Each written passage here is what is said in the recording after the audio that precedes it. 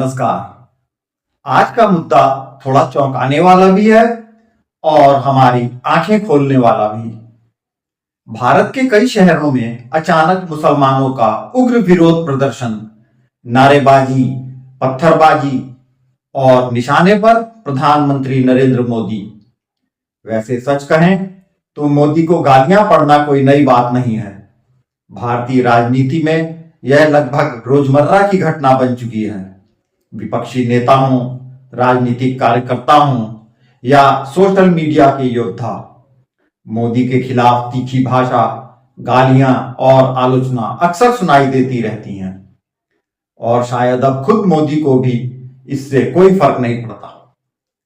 लेकिन इस बार मामला थोड़ा अलग है, क्योंकि इस बार गुस्से की वजह भारत की कोई घरेलू घटना नहीं, बल्कि हजारों किलोमीटर दूर मिडिल ईस्ट में चल रहा युद्ध है। सवाल यह है कि जब अमेरिका और इजराइल ने ईरान पर हमला किया है, तो फिर भारत के प्रधानमंत्री नरेंद्र मोदी को क्यों कोसा जा रहा है? आखिर भारत के कुछ शहरों में शिया मुसलमान सड़कों पर उतरकर मोदी के खिलाफ नारे क्यों लगा रहे हैं? दरअसल मिडिल ईस्ट में ईरान, इजराइल और अमेरिका के बीच बढ़ते सैन्य टकराव ने पूरी दुनिया की राजनीति को झकझोर दिया है।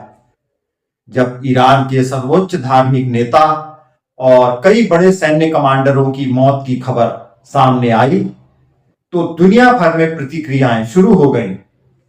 भारत में भी कुछ जगहों पर शोक सभाएं, जुलूस और विरोध प्रदर्शन देखने को मिले। मीडिया रिपोर्ट्स के अनुसार कश्मीर घाटी के कई इलाकों में बड़ी संख्या में लोग सड़कों पर उतर आए और ईरान के समर्थन में नारे लगाए। श्रीनगर और आसपास के इलाकों में विरोध प्रदर्शन अचानक उग्र हो उठे। कुछ जगहों पर भीड़ ने सुरक्षा बलों पर भारी पथराव किया और हालात तनावपूर्ण हो गए। स्थिति को नियंत्रित करने के लिए पुलिस को भीड़ को तितर बितर करने के लिए आंसू गैस के गोले छोड़ने पड़े और कई जगह लाठीचार्ज भी करना पड़ा। स्थिति बिगड़ने के बाद प्रशासन को कई इलाकों में इंटरनेट सेवाएं सीमित करनी पड़ी, स्कूल कॉलेज बंद कर दिए गए और पूरे क्षेत्र में हाई अलर्ट घोषित कर दिया गया। सुरक्षा एजेंसियों ने कानून व्यवस्था बनाए रखने के लिए सख्त कदम उठाए और लगभग 50 से अधिक लोगों को गिरफ्तार भी किया गया, जबकि कई अन्य लोगों की पहचान की गई जो हिंसा भड़काने या पत्थरबाजी में शामिल थे। कुछ रिपोर्टों में इन झड़पों के दौरान लगभग 14 लोग घायल हुए, जिनमें कुछ सुरक्षाकर्मी भी शामिल थे। हालांकि दूसरी तरफ कई जगह विरोध प्रदर्शन शांतिपूर्ण भी रहे।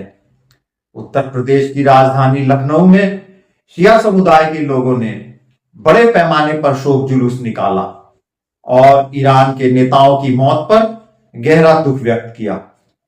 हैदराबाद, भोपाल, महाराष्ट्र और दक्षिण भारत के कुछ हिस्सों में भी कैंडल मार्च और विरोध रैलियां आयोजित की गईं।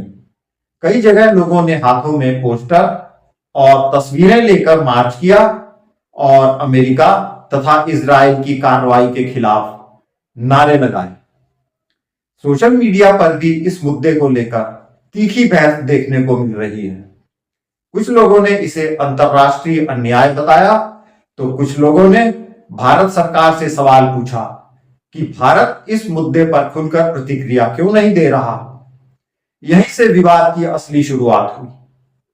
कुछ प्रदर्शनकारियों ने यह सवाल उठाया कि जब अमेरिका और इजराइल ईरान पर हमला कर रहे हैं, तो भारत की सरकार क्यों चुप है और भारत ईरान के समर्थन में खुलकर सामने क्यों नहीं आ रहा।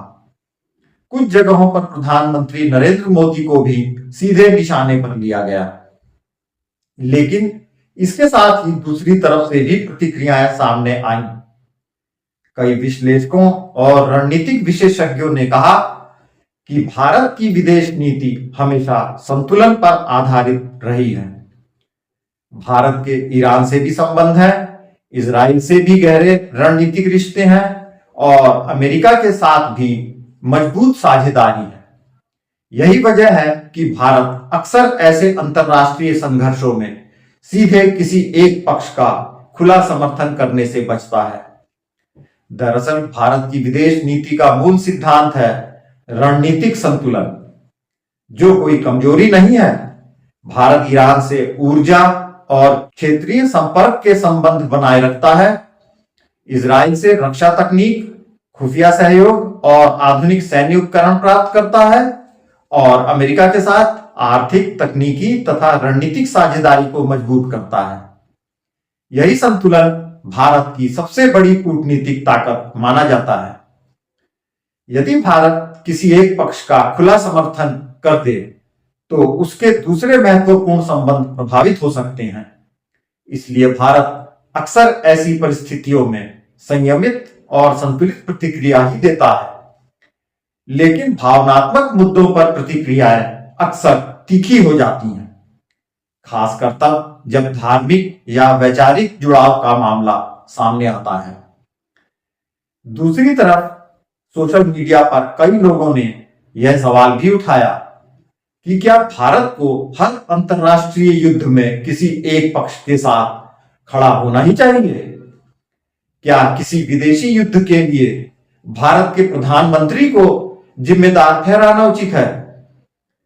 कुछ लोगों ने यह भी याद दिलाया कि अंतर्राष्ट्रीय राजनीति बहुत जटिल होती है और हर देश अपने राष्ट्रीय हित और रणनीतिक गणित के आधार पर निर्णय लेता है। यही वजह है कि भारत अक्सर ऐसे मामलों में संतुलन और कूटनीति का रास्ता अपनाता है। यहां एक और सवाल उठता है, क्या भारत की विदेश नीति सड़कों पर उतरी अनुशासनहीन और कानून तोड़ने वाली भीड़ और उसके नारों से तय होनी चाहिए, या फिर राष्ट्रीय हित से?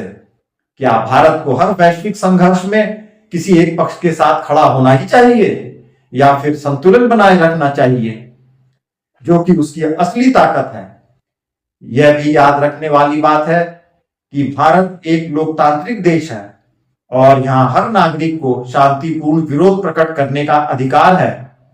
लेकिन साथ ही साथ यह भी उतना ही सच है कि हिंसा, पथराव या कानून तोड़ने वाली घटनाएं किसी भी लोकतंत्र में स्वीकार्य नहीं मानी जाती। इसीलिए प्रशासन कई जगहों पर सतर्क दिखाई दिया और कड़ा रुख भी अपनाया। अब आप ही बताइए कि जब अमेरिका और इजराइल ईरान पर हमला कर रहे हैं तो भारत के प्रधानमंत्री नरेंद्र मोदी को क्यों कोसा जा रहा है? क्या यह केवल भावनात्मक प्रतिक्रिया है या किसी अंतरराष्ट्रीय योजना या साजिश का हिस्सा? और सबसे बड़ा सवाल, क्या भारत की रणनीतिक चुप्पी कमजोरी है या कूटनीतिक परिपक्वता और उसकी ताकत? जरूर बताइएगा।